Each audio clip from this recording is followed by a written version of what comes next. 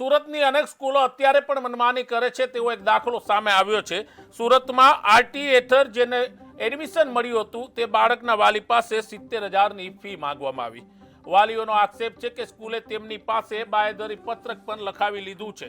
વાલીઓએ આ બાબતનો ગંભીર આરોપ લગાવ્યો છે બ્રોડવે ઇન્ટરનેશનલ સ્કૂલ ઉપર કે જ્યાં એમના બાળકને આરટી હેઠળ એડમિશન મળ્યું હતું પણ ત્યારબાદ તેમને ફી આપવી પડશે તેવું કહેવામાં આવ્યું અને ત્યારબાદ આ મામલો મીડિયામાં આવ્યો।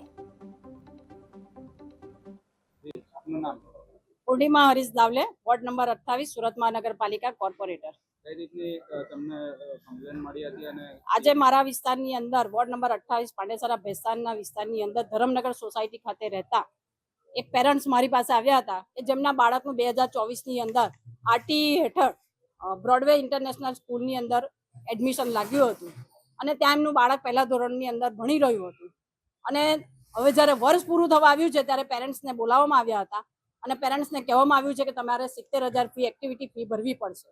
તો એ પેરેન્ટ્સે કીધું કે ભાઈ આરટીએની હેઠળ તો ફ્રીમાં બાળક ભણાવવાનું હોય છે પણ તેમ છતાં એમણે કીધું કે એક્ટિવિટી ફી ભરવી પડશે 70,000। જો તેમ તમે ના ભરી શકતા હોય તો એમણે એક છાપેલું તૈયાર પેમ્પલેટ રેડીમેડ લખાણ લખેલા કાગળ પર સહી લઈ લે એ કોઈ વ્યાજબી નથી।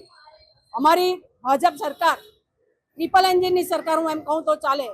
જ્યારે વડાપ્રધાન શ્રી નરેન્દ્રભાઈ મોદી, ગુજરાતના મુખ્યમંત્રી શ્રી ભૂપેન્દ્રભાઈ પટેલ અને સુરતના સાંસદ જલશક્તિ મંત્રી એવા માનનીય શ્રી CR પાટીલ સાહેબના અથાગ પ્રયત્નોથી બાળકો શિક્ષણથી વંચિત ન રહી જાય, ગરીબોને ન્યાય મળે અને છેવાડાના માનવી સુધી સરકારી યોજના પહોંચે એ હેતુથી જ્યારે બાળકોને પણ ભણવા માટેનું સારામાં સારી સ્કૂલની અંદર શિક્ષણ આપવામાં આવતું હોય તો પછી આ પૈસાની માંગણી કરવામાં આવે એ કેટલી યોગ્ય છે।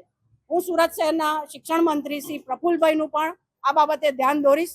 મેં સુરતમાં ડીઈઓ ઓફિસમાં પણ જાણકારી આપી છે અને હું એમને ન્યાય અપાવવા માટે તત્કાળ आपका नाम? साधना गुप्ता।